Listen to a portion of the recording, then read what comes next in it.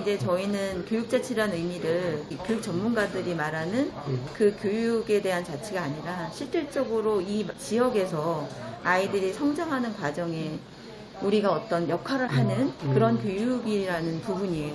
아이들이 지역과 함께 성장을 해서 지역의 주체로 잘 성장하는, 이게 어떻게 보면 자치라는 의미인데 그들이 갖고 있는 장점, 우리가 갖고 있는 장점을 윈윈해서 아이들을 잘 키우자라는 게 시흥 자치 아니에요? 시흥의 가장 큰 장점이 공공기관에서 움직여서 뭔가 달라지는 게 아니라 의식이 있는 분들이 곳곳에 시흥에는 계신 것 같아요. 혁신을 해야 되고 변화해야 되고 이런 것들이 계속 연결이 되는 거예요. 그래서 그런 자원들이 저희 시는 다른 시보다 많다는 거.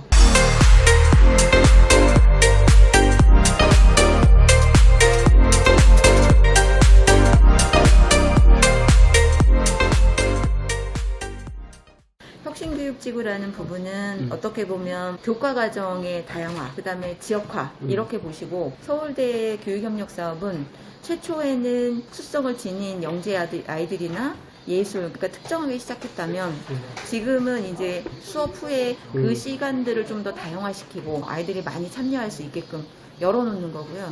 그런 의미에서 보면은 서로 보완을 하고 있는 굵직한 정책들이라고 보시면 좋을 것 같아요.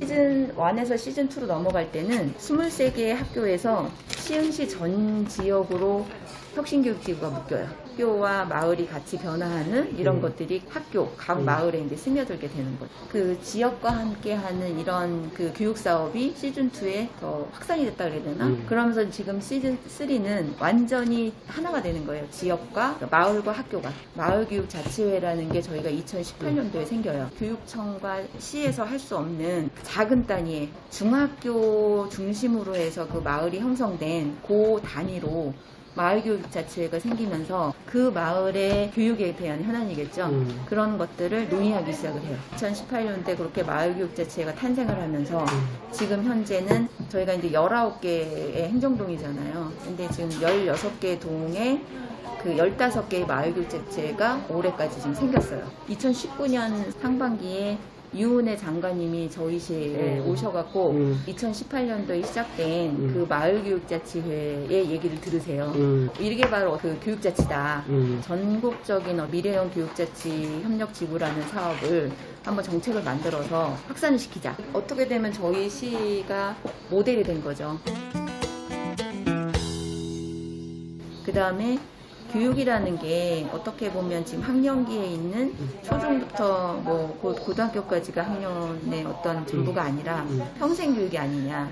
그래서 평생 교육까지 이제 넓혀서 이제 고민을 시작한 거죠. 그 다음에 또 학교와 마을을 잇게 되면 공간이라는 게 되게 중요해요. 그래서 수업 시간 때는 아이들이 쓰고 그 이외 시간은 지역 주민들한테 오픈을 좀 하자.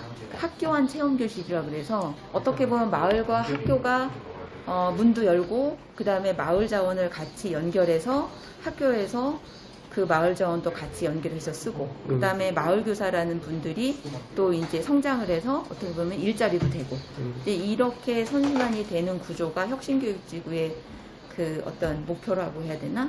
그런 목적이 된 것 같아요. 지금 서울대 교육이 당초 시작은 저희 이제 시흥 캠퍼스 조정과 함께 어떻게 서울대의 일부분을 우리 시로 가져올 것인가 중에서 이제 교육을 제일 먼저 가지고 왔던 부분인데, 지금은 영재교육원이라고 불리는 과학 관련된 전문 교육부터 시작을 했어요. 그게 2010년이에요. 서울대라고 하는 그 간판에 잘하는 애들만 할 수 있는 거 아닌가라는 그런 방향으로 잡고 있지는 않은 거예요. 그게 2016년도에 기본 계획상에 다양한 교육인데 조금 더 아이들을 커뮤니케이션 할 수 있는 교육을 잡는 거지 꼭 잘하는 아이들을 대상으로 하는 교육은 아니거든요. 2010년도에 시작했던 사업이 굉장히 다양한 분야의 다양한 교육수를 충족할 수 있게 해놓은 맞춤형 교육도 있고, 세라배움 같은 경우는 교육지원청에서도 그 기초학력 부진 대상 학생 교육 프로그램이 있어요. 네. 그거와는 또 별개로 1대1로 붙어서 할 수 있는 그 경계성 장애, 예를 들면 ADHD, 또 난독, 난산 관련해서 뭐 학습장애가 있는 아이들 대상으로 하는 교육부터 디딤돌 학교 같은 경우는 지금 외국인 가정이나 다문화 가정 아이들이 저희 시행에 많이 있기 때문에 이 아이들이 학교로 공교육으로 들어가야 되는데 그 사전 교육을 시키는 그런 대상으로 하는 교육도 있고, 중고등학교의 핵심 역량이라고 해서 그런 교육부에서 우리 아이들이 이러한 핵심 역량을 갖춰야만 미래에 대응할 수 있다 하는 핵심 역량을 기르는 프로그램도 있고, 이렇게 굉장히 다양한 사업으로 확대가 돼 있어요. 지금 말씀 주신 대로 서울대 사업이라고 하면 이제 특정 아이들, 공부 잘하는 아이들만 좀 대상으로 하는 것 아닌가 하는 뭐 생각을 가지실 수도 있는데, 서울대 사범대는 우리 공교육에서 커버하기 어려운 그 부분의 아이들을 맡아주고 있는 거죠. 서울대 데려다 줄 수 있는 아이들만 그 프로그램을 들 수 있는가, 그 부분에 고민이 사실은 좀 많아서 가능하면 어떻게 학교 안으로 들어갈 수 있을까, 그 부분은 학교랑 좀 많이 고민하는 부분이 있어요. 그래서 지금 총 10개 사업 중에 3개, 4개 정도는 학교로 지금 들어가는 사업을 하고 있어요. 그리고 이제 그 105세 서울대 교육 협력동이 있잖아요. 네네네. 그러면 일단은 접근성이 좋아야 많은 아이들이 갈 수 있거든요. 그래서 올해 여기 은계에다가 그 임대하면서 넣은 것도 그런 이유고, 그래서 내년도에는 좀 더 아이들이 찾아갈 수 있는 그런 그 장소를 좀 확보하려고 내년도는 더 노력을 할 거예요. 어떻게 보면 처음은 서울대에서 이런 사업들을 좀 디자인해서 우리한테 줬다면, 지금은 이제 우리가 거꾸로 저희가 필요한 사업들을 이제 점차적으로 같이 고민을 해 나가야 하는 부분이 있어서 그거는 조금 봐야 될 것 같아요. 저는 2018년부터 고민하고 있는 게, 사람이 바뀌고 뭐 정책이 바뀌어도 조금은 덜 흔들릴 수 있는 중간 지원 조직을 좀 만들자. 교육청과 시청이 같이 근무할 수 있는 공간과 시스템, 그러니까 아이의 성장이나 아니면 학부모나 교육 주체를 놓고서 이제 거기에 플러스가 된다 그러면 예산까지도 이 중간 지원 조직에 그러니까 같이 편성을 하는 거죠. 그 예산을 갖고 같이 기획도 하고 정책도 만들어서 이렇게 추진을 하는 이런 거를 좀 고민을 하고 있는데, 그게 좋은데요? 아직 한 발도 못 나가고 있어요. 근데 사실은 우리 그 시에서는 그게 우리 시 자체로만은, 왜냐면 부서마다 다 이렇게 갈라져 있던 학교 교육 지원을 원클릭이라는 데다 지금 다 묶어놨잖아요. 뭐 교육자치과, 뭐 청년 청소년과, 뭐 문화예술과, 그다음 미래 담당과, 뭐 여기서 다 하고 있는 것들을 농기센터나 학교랑 같이 하는 뭐 그런 것들을 지금 다 한꺼번에 다 모아놓은 거예요. 2018년도부터 해서. 그게 원클릭 시스템이에요. 그 원클릭에서 학교가 신청하고 그걸 통해서 이제 학교에 지원 나가고 이런 게 지금 각 부서에 벽을 허물었는데, 지원청과도 이제 그거를 하고 싶은 거죠.